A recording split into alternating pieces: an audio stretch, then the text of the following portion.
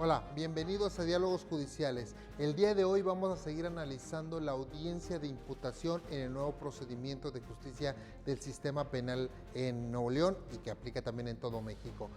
¿Cómo se lleva a cabo esta audiencia de imputación? ¿Cuáles son los elementos que la reúnen? Y también cómo podemos encontrar algunas problemáticas que se pueden presentar ahí. ¿Por qué es importante conocerlo?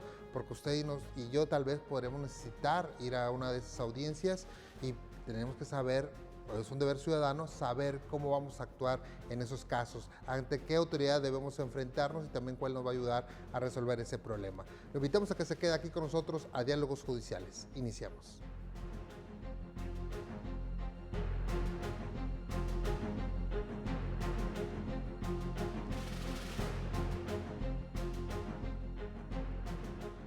Gracias por estar con nosotros en Diálogos Judiciales, en esta sesión donde veremos la audiencia de imputación, es decir, una parte sustancial dentro del nuevo sistema de justicia penal en Nuevo León, bueno, y que aplica en todo México.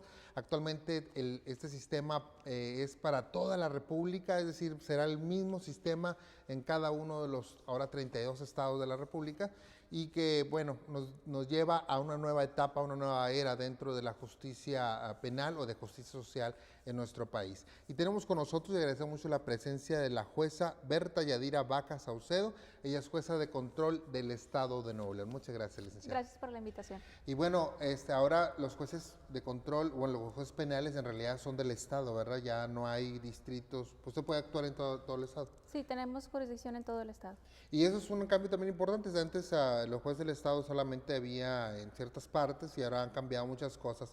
Pero bueno, lo que nos interesa platicar actualmente, sabemos que hay muchas cosas que hablar en el nuevo sistema de justicia penal, sabemos que es un tema, pues a lo mejor algunas es complejo, pero una vez que lo empezamos a analizar, yo creo que entra en el conocimiento de cualquier persona, sea abogado o no, cómo se lleva a cabo. Y esta es una de las grandes ventajas, la simplicidad del proceso para la comunidad, ¿no? Para la ciudadanía en general. El que la ciudadanía sepa qué se va a enfrentar, sepa qué va a pasar ahí. Ya en otros programas de diálogos judiciales hemos visto la audiencia de control de detención, una audiencia muy importante, es decir, saber primero cómo el juez va a decidir si realmente la persona que le pusieron enfrente fue correctamente detenida, si le respetaron sus derechos constitucionales. Y me gustaría comenzar usted platicando un poquito también sobre ese tema. A su parecer, ¿cuáles son las principales ventajas que tiene este nuevo sistema de justicia penal con respecto a la ciudadanía? ¿Qué beneficios tiene para el ciudadano que va a ser que actúa como víctima o actúa como imputado dentro de este nuevo sistema? Yo creo que el principal es que en todas las audiencias y durante todo el procedimiento van a estar siempre frente al juez. El juez va a estar ahí escuchándolos directamente qué es lo que cada uno va a exponer. Obviamente también van a estar representados, en su caso el que tenga el carácter de imputado por su abogado defensor y en el caso de la víctima puede ser por el mismo Ministerio Público o también por su asesor jurídico. Además, otra de las ventajas es que estos procedimientos se vuelven mucho más cortos en comparación con los que se llevaban en el sistema tradicional. Y por otra parte, otra de las garantías que se tiene es que precisamente se busca el privilegiar los derechos humanos no solo del imputado, sino también de la víctima. Claro, hemos encontrado desafortunadamente, pues de repente mucha información, que está, yo lo veo así, es una opinión de carácter personal, de repente confunde a la ciudadanía en cuanto a que los derechos humanos, de hecho los derechos humanos están catalogados solamente dicen ellos, para los delincuentes o para los criminales, pero cuando los analizamos ya profundamente o cuando nos metemos un poquito nos damos cuenta que los derechos humanos están presentes para todos y que realmente lo que se busca es que la decisión que tome el juez, eso es lo que yo veo, no sé su opinión al respecto, es que las cosas o que la sociedad se vea restaurada en cuanto a ese delito se refiere, ¿no? Sí, exacto, esa es la finalidad, buscar resolver el conflicto, no nada más buscar ir tras una sentencia. Lo que se busca es resolver el conflicto que en determinado momento puedan llegar a resolverse de una manera satisfactoria para ambas partes. Es por eso que este sistema también plantea las salidas alternas o los mecanismos de aceleración procesal. No todo lo que llegue a la etapa de control va a llegar a la etapa de juicio. Sí, de hecho lo vemos actualmente en un gran servicio que está dando la Procuraduría General de Justicia en el Estado, con los famosos CODES o Centros de Orientación y Denuncia, donde son escuchadas primero que nada las personas, que ese es un tema muy, muy fundamental. que antes las personas ni siquiera eran escuchadas, o sea, o no se sentían escuchadas diciendo, oye, pues voy y me dejan esperando, no tengo nadie que me atienda.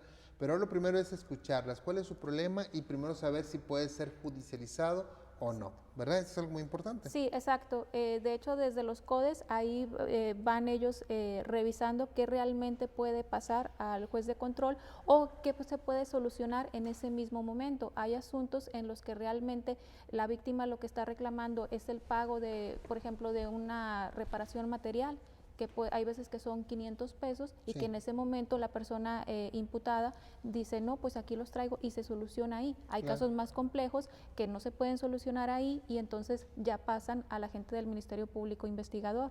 Igual él también hace cierta tarea ahí y si no se resuelve en ese momento, entonces pasa con los jueces de control y luego ya los jueces de control ahí durante el trámite se va viendo qué asuntos es factible que lleven a cabo una salida alterna, qué asuntos es factible que lleven a cabo un mecanismo de aceleración procesal como lo es el procedimiento abreviado y habrá asuntos que no se puedan resolver mediante estos mecanismos y que sí tengan que llegar a juicio, pero lo que se busca con este sistema es precisamente que haya esos filtros para que de una manera pronta las partes lleven a cabo una solución a su conflicto. Podemos decir entonces que cada paso del procedimiento es una oportunidad para resolver el conflicto en favor de las partes, tanto la víctima como el imputado, ¿no? Exacto.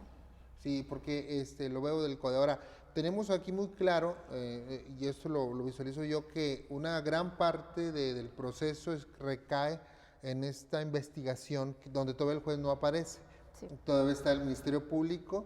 ¿Es Ministerio Público Fiscal? ¿Es lo mismo? ¿Sigue Aquí en siendo lo mismo? México se emplea como sinónimo. Ok, donde el Ministerio Público conoce la denuncia o conoce la queja del ciudadano y empieza a investigar. Este proceso ya es la maquinaria del Estado moviéndose en favor de aquella persona que va a hacer esta denuncia o de la que sufrió este daño para tratar de resolverlo. Y tenemos también, entiendo, mecanismos de solución alternos que se dan en la Procuraduría, ¿verdad? Sí, también. O sea, desde ahí se pueden llevar a cabo estas soluciones al conflicto.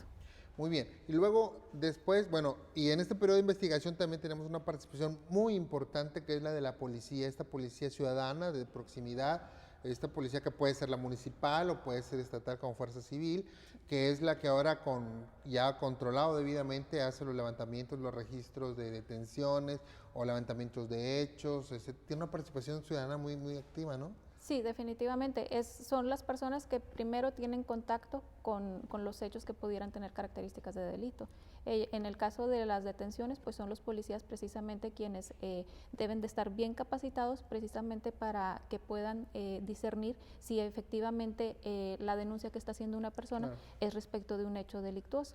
Entonces ya después ellos hacen el registro correspondiente y ya se lo pasan de manera inmediata al Ministerio Público.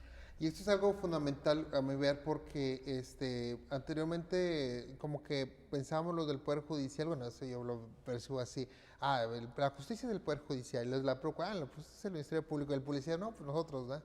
Pero ahora vemos que todos estamos dándonos cuenta que todos tenemos un rol sustancial. Sí. O sea, sin buena policía, sin buen Ministerio Público, sin buenos jueces, no vamos a lograr una cohesión y no vamos a lograr un sistema adecuado para la ciudadanía, ¿no? Exactamente, y eso es lo que estamos buscando todos, tanto el Poder Judicial como el resto de las instituciones, estamos buscando capacitarnos para dar un buen servicio y pues eso es lo que se quiere lograr, que a final de cuentas la sociedad vea en todo este procedimiento una solución a sus conflictos, que no lo vean como un problema más, que no se rehúsen por ejemplo, a denunciar un hecho por la circunstancia de que no, luego me van a traer dando muchas vueltas, se va a tardar años esto, mejor no denuncio. Entonces, eso es lo que se busca precisamente con este sistema. Y creo que estamos en buen momento de iniciar, creo que está en cierres todavía para todos, estamos aprendiendo, estamos capacitándonos como institución de Poder Judicial, lo mismo los fiscales, lo mismo los policías y lo mismo la ciudadanía, y es por eso que estamos haciendo este programa de diálogos judiciales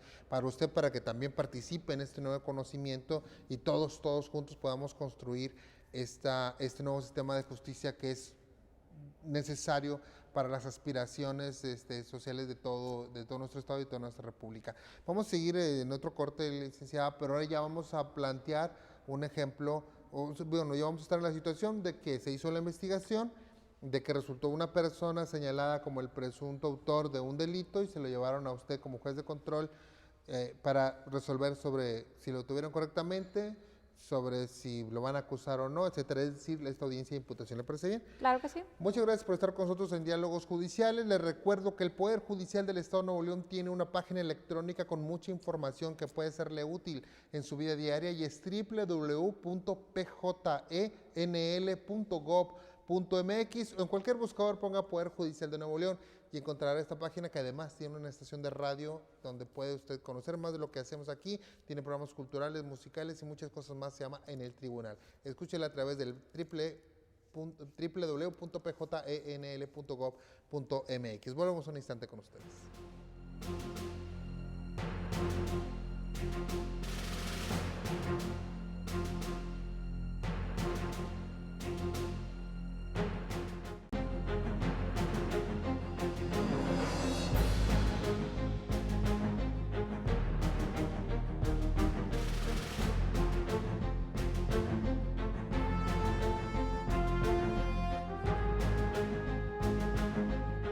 Gracias por continuar con nosotros en Diálogos Judiciales.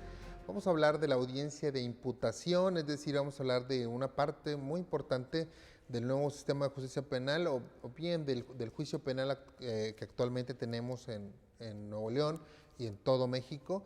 Y eso cuando yo recalco mucho, licenciada, nos acompaña la licenciada Berta Yadira Vaca Saucedo, juez de control del Estado. Licenciada, yo aclaro mucho este tema antes de iniciar con la audiencia de imputación, de que es un juicio nacional, o sea, porque es el mismo juicio que vamos a ver en Oaxaca, que vamos a ver en Estado de México, que vamos a ver en Campeche, que vamos a ver en Yucatán y que vamos a ver en Nuevo León. O sea, esto nos da una unidad nacional muy importante, o sea, de que todos, claro, va a haber idiosincrasia, ¿verdad? Cada juez va a conocer a la gente que vive en cada lugar, etcétera, lo que puede suceder o no, pero eso también le da riqueza, y yo creo que eso es algo muy fundamental porque va a dar muchos lineamientos muy claros a los jueces para poder hacer su trabajo, ¿no? Sí, definitivamente. Ahora con la incorporación del Código Nacional de Procedimientos Penales, en todos los estados de la República se van a aplicar las mismas reglas procesales y eso da mayores garantías a los participantes, a las partes dentro del proceso. Y sí, precisamente se va a aplicar de manera conjunta en todos los estados, pero cada juez, dependiendo de la realidad social que tenga en su estado, pues va a aplicar lo conducente.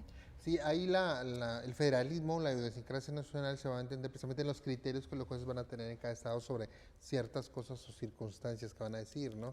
Bueno, habrá momento de platicar sobre este tema, pero ahora lo que nos interesa platicar, porque el tiempo es muy corto y realmente queremos extender un poquito, lo más profundamente este apartado del juicio. Una persona ha sido detenida, vamos a ponerle por un robo, a un Oxxo, que casi no se presenta en Nuevo León, pero digamos que entra y en ese momento para sumar la suerte va pasando una patrulla, ve el asalto y entra y lo detiene, ¿sí? ¿Qué va a pasar con esa persona que en ese momento flagrantemente detuvieron? O sea, porque estaba en ese momento con la pistola de fuego apuntando a la muchacha que estaba así, del Oxxo, o de la tienda de conveniencia, pues en el León puede ser también, ¿verdad? Y le dice, y los policías lo aprenden. ¿Qué es lo que va a suceder con esa persona al momento que lo detiene la policía? O sea, según el sistema. Según el sistema, el policía lo primero que tiene que hacer es obviamente detenerlo, informarle sobre los derechos que tiene, después tiene que hacer el registro de esa detención y ya después, de manera inmediata, ponerlo a disposición de la gente del Ministerio Público. ¿Le tiene que decir sus derechos? Ajá. Le tiene que hacer un registro de la detención escrito. Sí, exactamente. ¿Cómo lo detuvieron y por qué lo detuvieron? Exactamente. La hora en que lo detuvieron y luego ya llevárselo a la gente del Ministerio Público. Si el policía no hace eso, ¿qué pasa? Llega con el Ministerio Público y el Ministerio Público tiene que revisar si el policía hizo bien su trabajo. Si no lo hizo, el propio Ministerio Público tiene la facultad de dejar en libertad a esa persona que está detenida. La falla en ese tema haría que esa persona obtuviera en ese momento su libertad, más no pararía la investigación. No, definitivamente que no.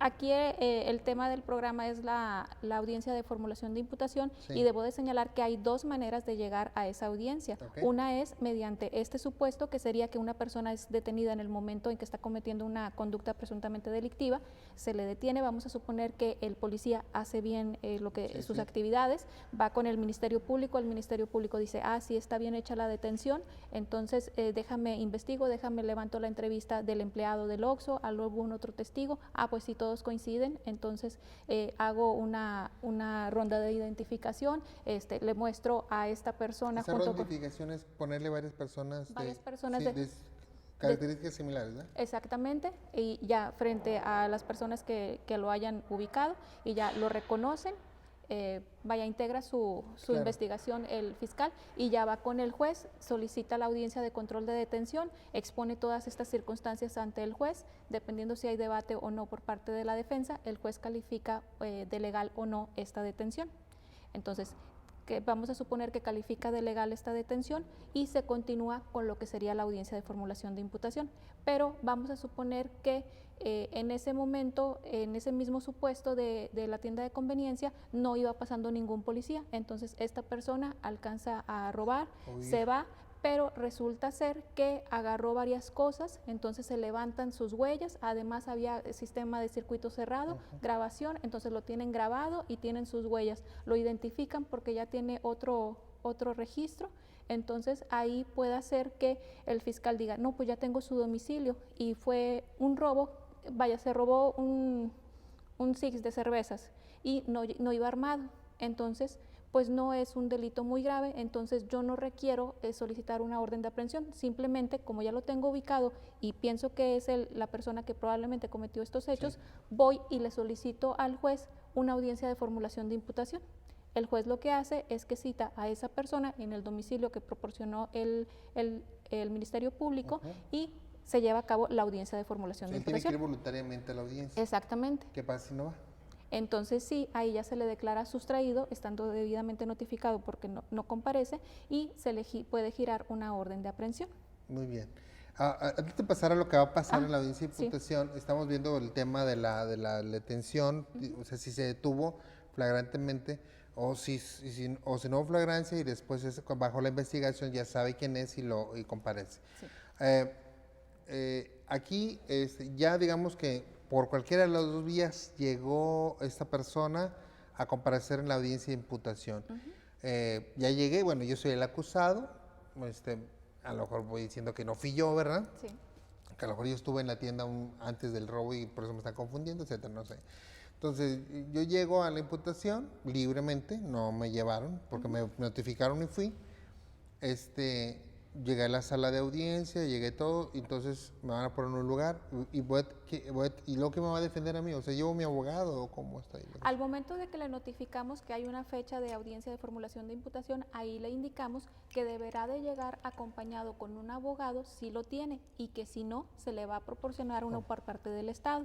Nosotros, cuando es en esas circunstancias, giramos las comunicaciones correspondientes para que el Instituto de la Defensoría Pública le designe un abogado defensor. Ese abogado defensor se entrevista con la persona investigada antes de la audiencia, le explica cuáles son los derechos que tiene, le comenta en términos generales sobre qué hechos lo están investigando, pues para ver qué manifestaciones hace él al respecto, para saber cuál va a ser la postura que va a llevar durante la audiencia la defensa. Ya empieza esta dinámica entre defensor, Ministerio Público y juez, aunque todavía no entran en la audiencia, porque el abogado defensor ya empieza a conocer, digamos, si es del Instituto de Defensoría Pública, empieza también en ese momento a construir los argumentos que le va a presentar a usted, por ejemplo. Exactamente, sí. Sí, es una entrevista privada que tienen tanto el imputado como su abogado defensor. Obviamente hace lo propio desde un principio cuando se interpone la denuncia el Ministerio Público, ver cuál es la postura de la víctima. Claro. Y luego ya se inicia la audiencia de formulación de imputación,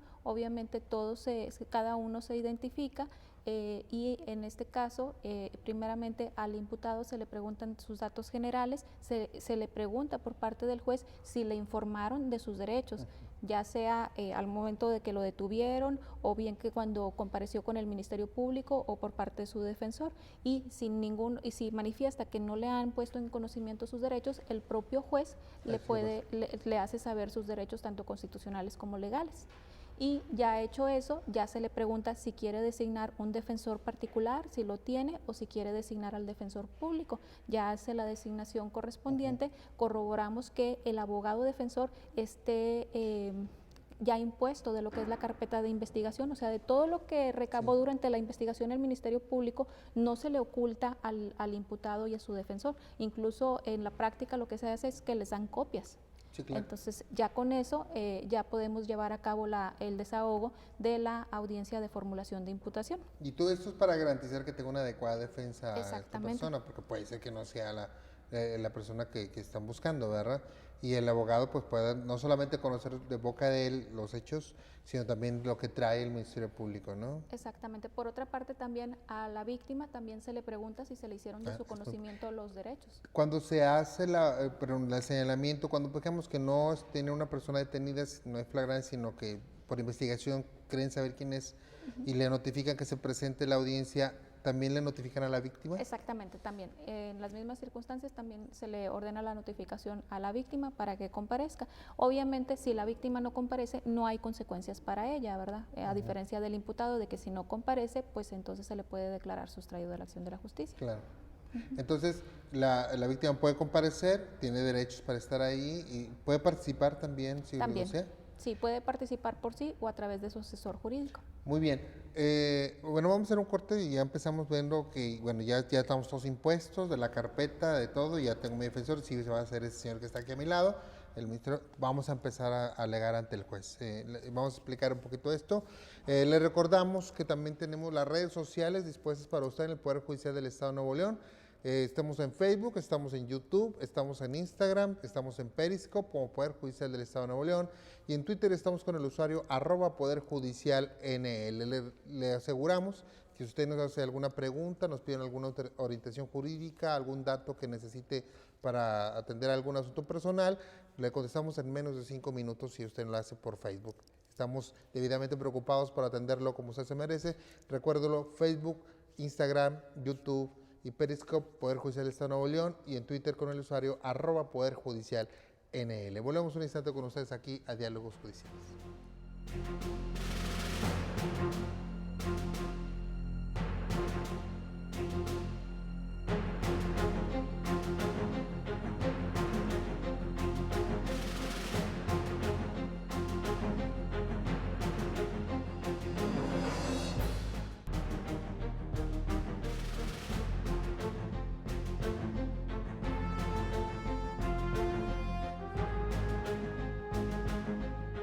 Gracias por continuar con nosotros aquí en Diálogos Judiciales. Estamos platicando con la jueza Berta Yadira Vaca Saucedo, juez de control del Estado de Nuevo León. Nos está amablemente platicando sobre la audiencia de imputación, es decir, esta parte donde una persona que ya no es el acusado, es imputado, ¿verdad? Imputado. El imputado, la persona que dicen que cometió un delito, va a escuchar cuál es el delito que se le acusa y va a presentar, si así lo desea, sus primeros alegatos ante el juez y qué es lo que va a decir el juez. Eso lo va a explicar ahí en este momento. Muchas gracias por estar con nosotros. Muy bien, ya explicábamos que se puede llegar por diferentes vías a la audiencia de imputación. Ya está ahí la persona, el imputado, ya está su defensor, ya se impusieron de la carpeta de investigación, que antes se llamaba averiguación previa, ¿verdad? Ahora se llama carpeta de investigación. Me llama mucho la atención, vino el nuevo director de averiguaciones previas y le comentaba al final que decía, bueno, ya cambió ahora debería ser director de carpetas de investigación, ¿verdad? Bueno, y luego le comento que, bueno, entonces estamos ahí, está el fiscal que está llevando el asunto, o sea, la investigación, y está el juez, y entre el juez, ¿qué va a pasar en esa audiencia?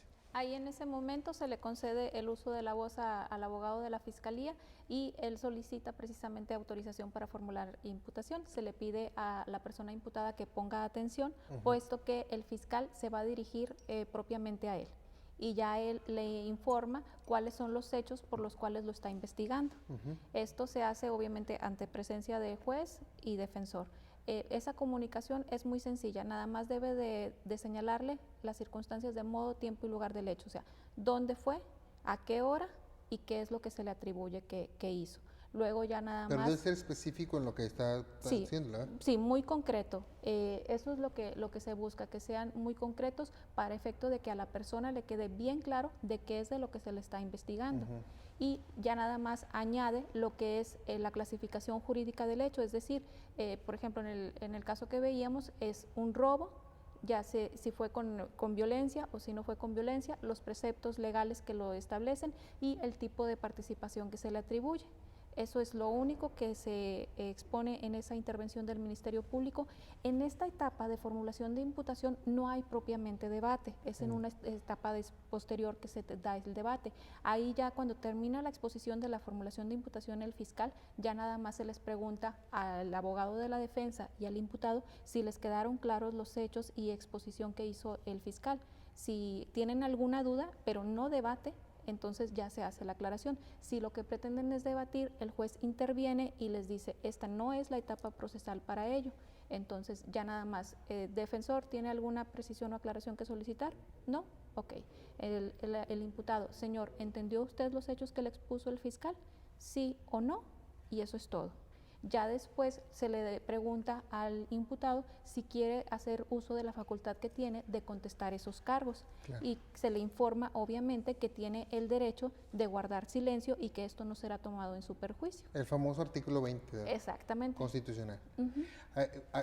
Quiero hacer énfasis en un punto que usted menciona y que yo creo que es una de las cosas más importantes que a lo mejor no se detecta, pero digo, todos lo sabemos, pero es muy importante y lo vemos porque yo he asistido a varias audiencias porque son públicas, y he llevado alumnos conmigo incluso y que eso les queda muy claro, les pregunto si están perfectamente claros. El lenguaje que se hace no técnico, o lo mínimo en tecnicidad para que se entienda perfectamente por una persona que no es abogado qué es lo que está pasando ahí. Eso me parece fenomenal. Me ha tocado ver personas familiares de los imputados o familiares de la víctima o la misma víctima que están, al final les preguntas, oye, ¿cómo te pareció? ¿Fue claro? Oye, sí, no, sí lo entendimos perfectamente.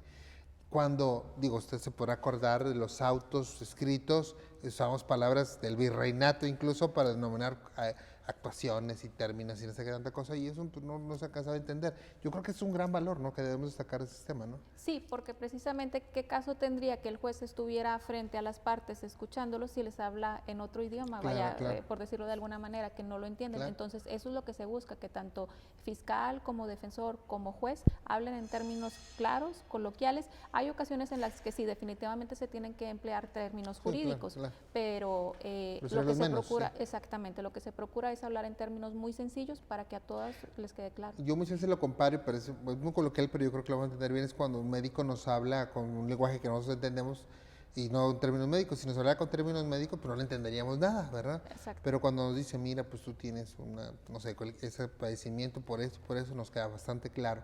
Y yo creo que al momento, digo, no es una enfermedad lo que pasa ahí, pero sí es una lesión social en lo que se está investigando en la audiencia y debe quedar claro para todos qué es lo que está pasando y qué es lo que se busca restituir, ¿no?, o restaurar dentro de la audiencia. Muy bien, el Ministerio Público, pues, entonces usted le da la palabra para que le haga la imputación, lo voltea a ver al acusado, ¿o no? ¿O eso no es necesario? Depende mucho del estilo de cada fiscal. Hay fiscales que, incluso me tocó una audiencia en que el abogado de la fiscalía, muy respetuoso, le pidió al defensor que si le daba oportunidad de poder ver de manera directa a su representado, porque ya le iba a formular la imputación.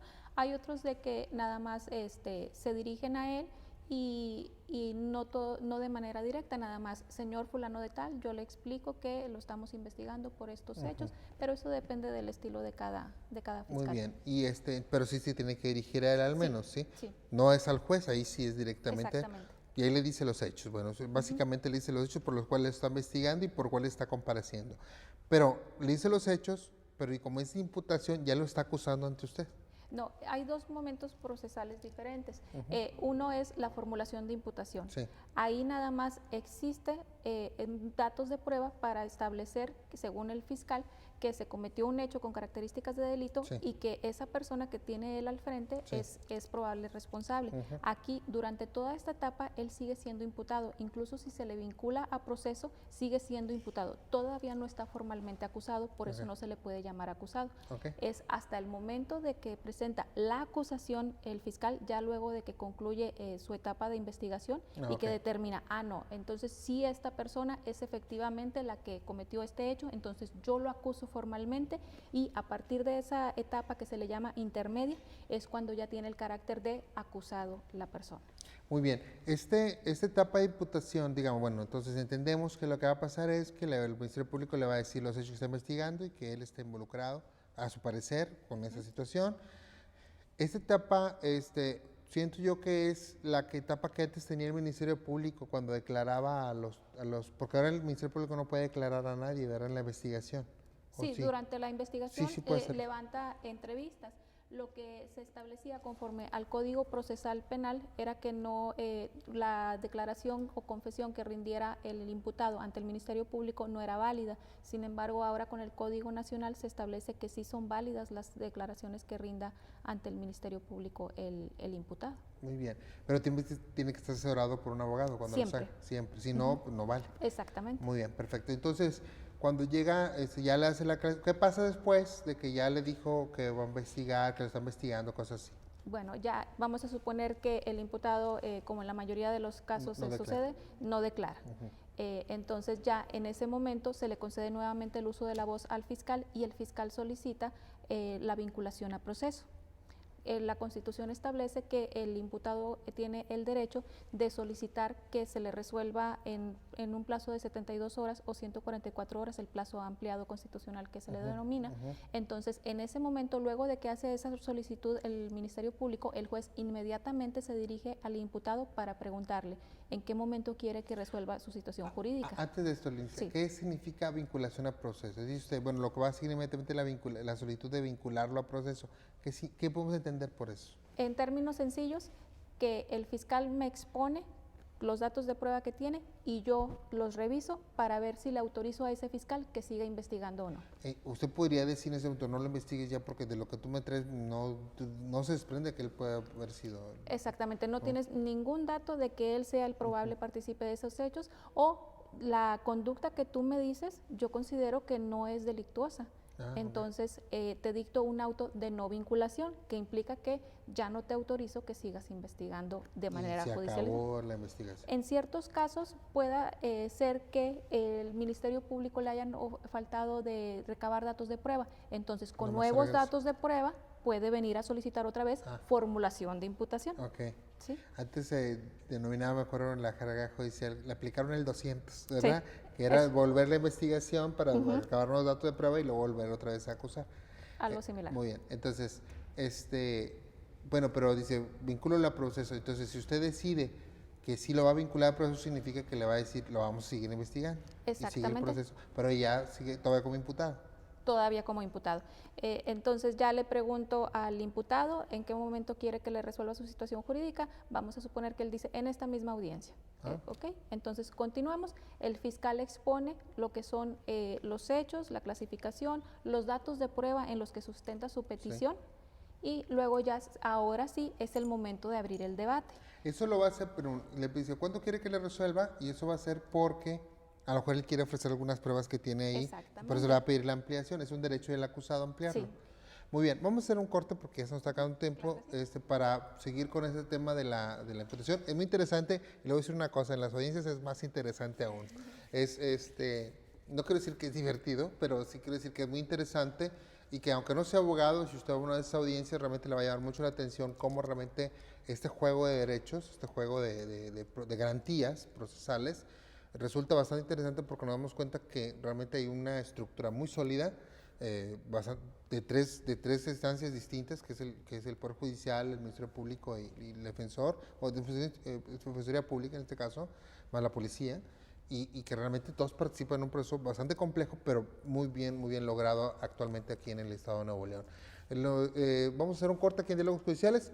Les recuerdo que tenemos un espacio también en Radio Nuevo León, en el 1510 AM, la radio alternativa de Radio Nuevo León. Escucha el programa En el Tribunal todos los miércoles a las 8 de la noche con programas similares a los que vemos aquí en Diálogos Judiciales. Recuerda, los miércoles 8 de la noche en el Tribunal, en el 1510 de AM, la radio alternativa de Radio Nuevo León. Volvemos un instante con ustedes.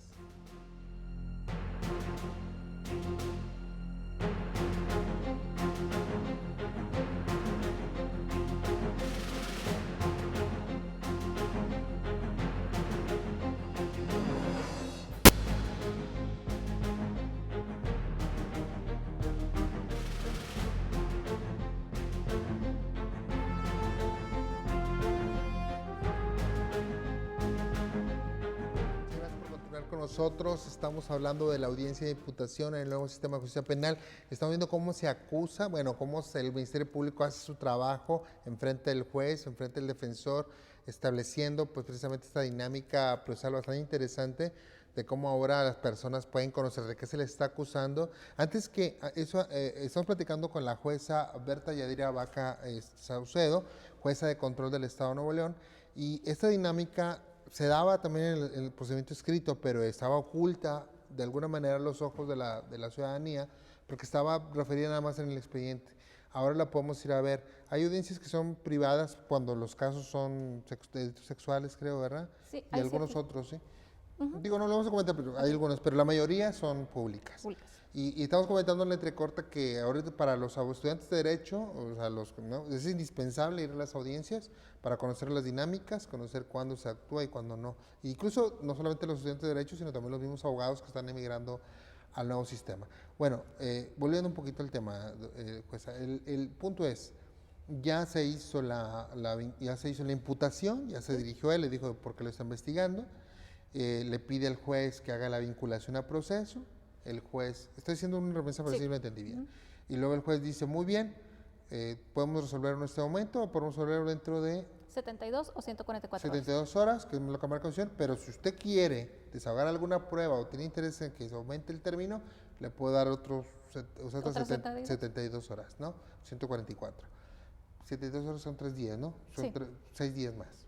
Entonces, pero a lo mejor el acusado, el imputado está tan seguro y dice, yo no fui ahorita mismo, ¿verdad? O a lo mejor dice, no, más vale prevenir que lamentar, mejor también las 6 días no voy a hacer, ¿no? Exactamente. Entonces usted ahí si pide la ampliación o pide las 72, usted fija la audiencia para esa fecha. Exactamente, se suspende en ese momento la audiencia y se fija una nueva fecha en la que ya se va a resolver sobre la vinculación o no a proceso. Ok, bueno, en ese tiempo trae sus pruebas el acusado, en ese caso el imputado, perdón. Sí. Pero ¿se las presenta el Ministerio Público o se las presenta a usted? Porque si son documentos, por ejemplo, ¿cómo pasa eso? Aquí lo que nosotros les decimos es que si va a ofrecer el desahogo la declaración de una persona puede ser de dos maneras, que lo traiga directamente a la audiencia y ahí se desahoga, o bien pueda ser, dada la igualdad que como principio se establece en este sistema, pues que lo haga de la misma manera que lo hizo el abogado de la Fiscalía, es decir, recabando la entrevista, tomando los datos correspondientes y le corre traslado al abogado de la Fiscalía. Igual con los documentos, él los tiene, le corre traslado al fiscal y ya se hace el debate, es decir, a mí no me tienen que pasar el documento. Si el defensor dice que ese documento acredita cierta circunstancia, el fiscal tiene la oportunidad, al haberlo tenido a la vista, de debatirlo. No requiero yo tenerlo a la vista. Aquí es muy importante señalar que es en base a la contradicción que hay entre las partes que el juez va a resolver. Yo no puedo resolver respecto de algo que una de las dos partes no me haya dicho. Ok, es muy interesante ese tema que usted comenta, o sea, yo puedo hacer una entrevista fuera de juzgado, ya no tengo que hacer necesariamente, porque así lo hizo el Ministerio Público en esa igualdad procesal. Es muy interesante esto, digo, para los abogados yo creo que nos están viendo y también es interesante saber que podemos hacer alguna diligencia particular para posteriormente integrarla al proceso, ¿verdad? Sí. Muy bien, entonces ya digamos que la va a resolver en el momento, porque no hay otra cosa que resolver, porque a lo mejor él dice, hágase la vinculación. ¿Cómo lo vincula usted al proceso? ¿Qué es lo que declara ahí?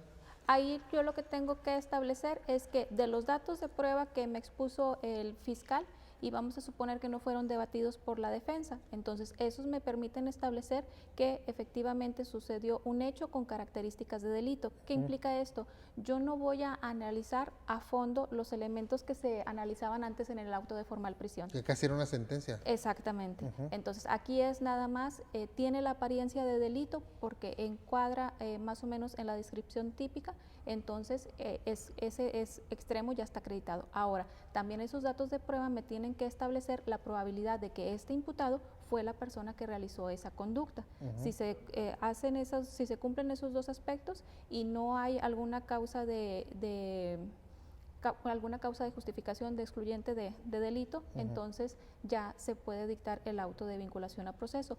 Es una resolución muy sencilla, lo único que se hace es enlazar un dato de prueba a otro. Vamos a suponer, en el caso del robo a la tienda de conveniencia, tengo la entrevista del empleado de la tienda que me dice que efectivamente entró una persona con estas características, la cual posteriormente reconoció, y que a razón de esto le hizo el señalamiento al policía. El policía dice por su parte: yo vi que estaba una persona al parecer robando la tienda de conveniencia, ingresé y vi que efectivamente era lo que estaba haciendo y procedí a su detención. Además, relaciono ese dato de prueba con el dicho del policía y también relacionado con lo que me dicen que obra en la grabación.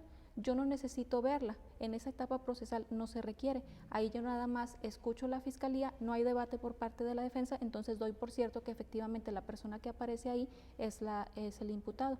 Entonces enlazo esas tres datos de prueba, por ejemplo, y determino que conforme a las reglas de la lógica, pues sí, resulta creíble que el empleado de la negociación diga que lo robaron, hay un faltante porque hay un corte de caja, se corrobora con el dicho del policía que dice que lo vio ahí con una pistola, y pues también la grabación. Entonces esos datos son suficientes para yo autorizar que el fiscal siga investigando. Sin embargo, yo le hago el énfasis a todo imputado que eso no implica que se le esté considerando como plenamente responsable, nada más que se está autorizando que el fiscal siga investigando y que durante toda la investigación él va a tener a su favor el principio de presunción de inocencia, que no va a poder ser considerado como plenamente responsable de esos hechos.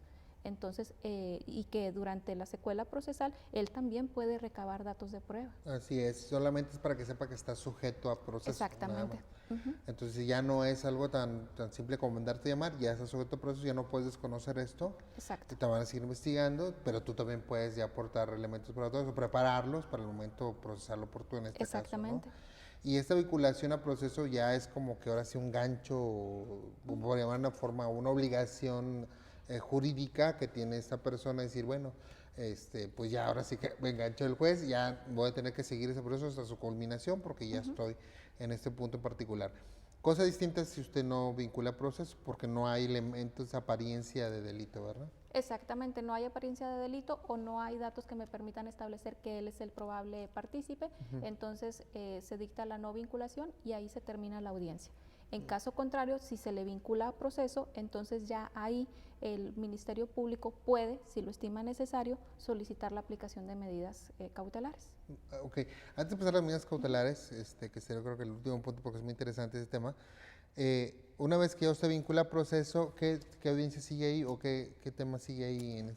Inmediatamente después de que se vincula a proceso, ya sería la fijación de medidas cautelares. Inmediatamente ahí ya se hace la fijación de medidas cautelares. Muy bien, entonces, nada más para recapitular un poco, ya se hizo la imputación, es decir, se le dijo, te estoy investigando por esto, el juez le dice, bueno, vamos a resolver la imputa, le pide que a usted que resuelva la vinculación a proceso, o si lo sujete ya al proceso, y tiene el derecho de ampliar un término de 72 a 144 o pedir que en ese momento en el mismo momento de la audiencia se resuelva, porque pues a lo mejor él tiene pruebas o alguna situación, o él está seguro que no es y de una vez, ¿no? Entonces, usted resuelve en el momento, en la 72 o la 144, y puede que declare no vínculo proceso, no hay pruebas suficientes para no decir que hay delito o no, sino simplemente que haya una apariencia de delito y que él esté relacionado con él. O al contrario, si lo hay, usted lo vincula a proceso y luego fija medidas cautelares, ¿es así? Es así. Muy bien. Vamos a hacer un corte para en el último hablar qué son las medidas cautelares. Muy brevemente, sabemos que las medidas cautelares requieren todo un programa porque son no sé cuántas fracciones en un artículo y son de muchísimas clases, pero en términos generales saber más o menos qué son o qué garantías va a darle el juez a la víctima en este caso para seguir a esta persona en el proceso, y también porque pues dependiendo del delito me imagino que también son las medidas que se pueden dar porque hay unos de mucha peligrosidad y hay unos o que pueden ser peligrosos y algunos que a lo mejor no lo son tanto, ¿verdad? Vamos a hacer un corte aquí en Diálogos Judiciales. Estamos platicando con la jueza Berta Yadira Vaca Saucedo, jueza de control del Estado de Nuevo León, en un tema sumamente interesante que es la audiencia de imputación, una audiencia sustancial, como ya lo están viendo ustedes, porque es donde se sujeta ya a una persona que se considera que ha cometido un delito, que todavía no es acusado, de ver aquí todavía No, todavía no. Válgame el Santísimo. Bueno, pero pues es imputado al menos y ya se le está sujetando un proceso precisamente para garantizar que se repare el daño, pues, primero que nada, y después pues venga una sanción si es necesario, porque también puede tener todavía salidas alternas atrás del procedimiento, etcétera, etcétera. Entonces, vamos a seguir platicando sobre esto. Lo recordamos que tenemos una estación de radio en el Poder Judicial del Estado de Nuevo León a través de internet en nuestra página www.pjenl.gov.mx. En cualquier buscador ponga Poder Judicial de Nuevo León y encontrará la estación de radio en el tribunal. Búsquela. En esta página tenemos programas culturales, programas musicales, tenemos también programas de legalidad, es decir, hablando sobre el derecho mercantil, civil, familiar, penal. Tenemos muchas cosas que pueden ser interesantes para usted, pero sobre todo que le pueden ayudar en un problema que tenga en su vida diaria. Volvemos un instante con ustedes.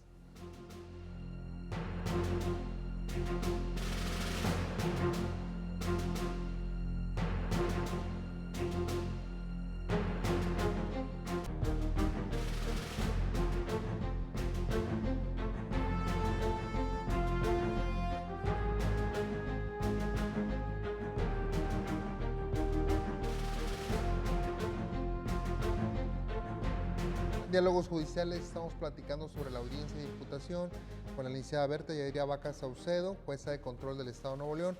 Realmente es una audiencia muy interesante, muy importante. Yo creo que los estudiantes de Derecho, incluso las personas que no son abogados, cuando entran ahí, les queda muy claro que el sistema está construido precisamente para tomar las decisiones correctas, o tener los mayores elementos para tomar las decisiones correctas. Hay que vivirlo realmente, y lo invitamos, si usted tiene interés en conocer el sistema penal, precisamente está construido para que usted esté confiado en que cuando llegue como víctima, esperamos que no como imputado, ahí pues pueda usted conocer plenamente sus derechos. Y la verdad es que los estudiantes de Derecho, obligatorio que vayan a las audiencias, aunque no se vayan a dedicar a la materia penal, es obligatorio que vayan a conocer este tipo de procedimientos. Y nos sigan los abogados que están transitando, como le decimos, al nuevo modelo para también saber qué es lo que se exige de ellos. Bueno, para terminar, desafortunadamente el tiempo ya es muy corto, pero las medidas cautelares, ya una vez que la ha vinculado al proceso, puede ser que necesitemos garantías para que esa persona siga participando, porque no va a estar, ¿cuál podemos decir que sería la medida cautelar de mayor peso y algunas de las que, bueno, nada más son para tener seguridad de que todo va a continuar en orden? Bueno, primeramente hay que señalar que las medidas cautelares no siempre son necesarias. Es nada más para garantizar tres finalidades: la seguridad de la víctima, asegurar la presencia del imputado en el lugar del juicio, o bien evitar que obstaculice el procedimiento. Si no hay datos de que se puedan dar estas tres circunstancias, no fijamos medidas cautelares. Ahora, si hay algún riesgo, de esas medidas cautelares deben de ser proporcionales y adecuadas para cubrir ese riesgo. Es decir, si existe peligro de sustracción, es decir, que se evada de la justicia, entonces el imputado, entonces le podemos fijar una presentación periódica, que es una medida cautelar no muy gravosa. Usted, señor, va a venir cada semana para asegurar que está al pendiente del procedimiento. Okay. Pero la típica firma que era antes. Exactamente, nada más que ahora es electrónico, ponen su manita. Biométrica que le llaman. Sí, pero puede ser que por las condiciones del hecho pueda tratarse de un homicidio, de un secuestro. Ahí la propia Constitución establece que la única medida cautelar que resulta viable es la prisión preventiva, que le llaman oficiosa. Esa sería la más gravosa. Solamente van a ir cuando usted vincula proceso, van a ir directamente a prisión preventiva los casos que marca la Constitución, los más graves, ¿no? Sí, que son violación, secuestro, homicidio esencialmente. ¿Sí? Y por otra parte, para garantizar la seguridad de la víctima, pudiera ser que se le fijen otras medidas cautelares diversas, porque el hecho de que esté viniendo a firmar, pues no me garantiza que no se vaya a acercar a la víctima. Le puedo imponer como medidas cautelares la prohibición de acercarse al domicilio de la víctima, la prohibición de comunicarse con la víctima y en ciertos casos la salida del domicilio si es que viven juntos el imputado y la víctima. Puede ser que es un delito de carácter familiar, Exactamente, sí. Entonces esas son las medidas cautelares que se pueden fijar. Y es importante señalar que ya concluida la fijación de medidas cautelares, el fiscal o el juez le pregunta a las partes qué plazo requieren para la investigación, porque recordemos que lo que autorizó el auto de vinculación a proceso fue que se siguiera investigando. Entonces tenemos que fijar durante qué plazo se va a investigar. Ahí por lo regular se establecen plazos que van desde 15 días hasta 2 meses, dependiendo de la complejidad de la investigación, la naturaleza de los hechos. ¿Ese es el máximo? No, el máximo son 6 meses, perdón. Ah, ok. 6 meses.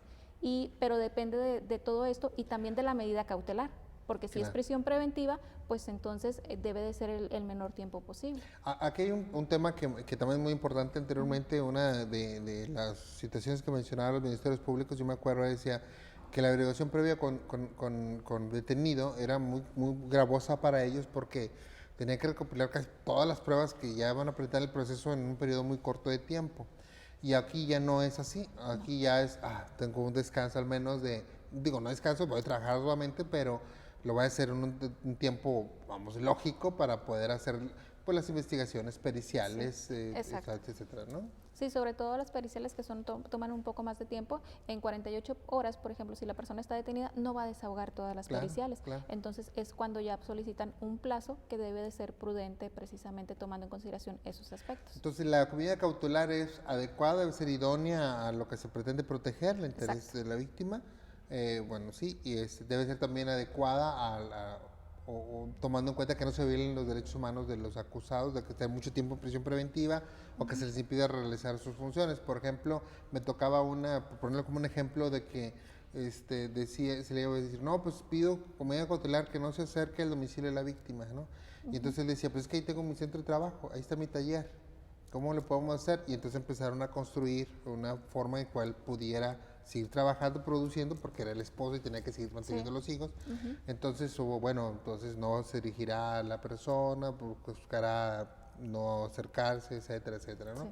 Entonces yo creo que no molestarla y demás, ¿no? Declaraciones de ese tipo. Sí, siempre se busca que sean adecuadas, proporcionales y que pues obviamente no vengan a generar un problema mayor. Muy bien. Pues bueno, perfectamente. Muchas gracias, licenciada, por darnos toda esta, pues realmente explicación muy amplia. Sabemos que ocupamos mucho tiempo para ver los detalles más finos, pero yo creo que nos ha quedado muy claro más o menos qué es lo que va a pasar en la audiencia de imputación, que junto con lo que ya vimos de la audiencia de control de detención, nos explica realmente una gran profundidad de lo que vamos a ver en las audiencias ahora del Sistema de Justicia Penal. Solamente agradecerle y bueno, no sé si tenga algún comentario que quiera hacernos para finalizar. Pues agradecer la invitación y decirle a todas las personas, a la sociedad, que confíen en este sistema. Es un gran cambio, incluso es difícil para los mismos operadores ajustarse a este cambio, pero yo les aseguro que es un sistema mucho más garantista en el que se privilegian los derechos tanto de la víctima como del imputado. En cada resolución los jueces ponemos de un lado los derechos de la víctima, del otro lado los derechos del imputado, los sopesamos y es en base a eso que dictamos nuestras resoluciones.